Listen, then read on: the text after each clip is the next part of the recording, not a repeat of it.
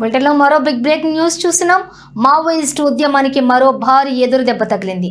ఛత్తీస్గఢ్లో 11 మంది మావోయిస్టులు పోలీసులు ఎదుట లొంగిపోయారు. లొంగిపోయిన వారిలో మావోయిస్టు కేంద్ర కమిటీ సభ్యుడు, 3 కోట్ల రివార్డు ఉన్న కీలక నేత రామ్ధీర్ కూడా ఉండటం గమనార్హం.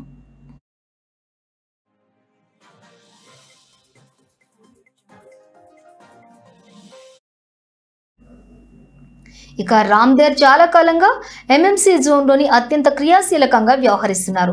గతంలో మిలింద్ తెల్టుంబే మరణించిన తర్వాత ఆయన ఎంఎంసీ బాధ్యతలను స్వీకరించారు. ఈ జోన్లో పార్టీ కార్యకలాపాలను పర్యవేక్షిస్తున్న రామ్ధీర్ లొంగుబాటును పోలీసులు కీలక విజయంగా పరిగణిస్తున్నారు.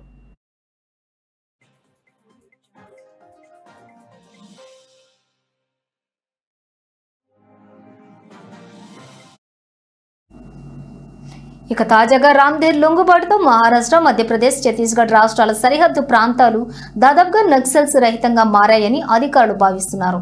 ఇది భద్రతా బలగాలకు వ్యూహాత్మకంగా ఎంతో మేలు చేస్తుందని విశ్లేషిస్తున్నారు. ఇటీవలి కాలంలోని వివిధ రాష్ట్రాల్లో మావోయిస్టులు పెద్ద సంఖ్యలో లొంగిపోతున్న విషయం తెలిసిందే.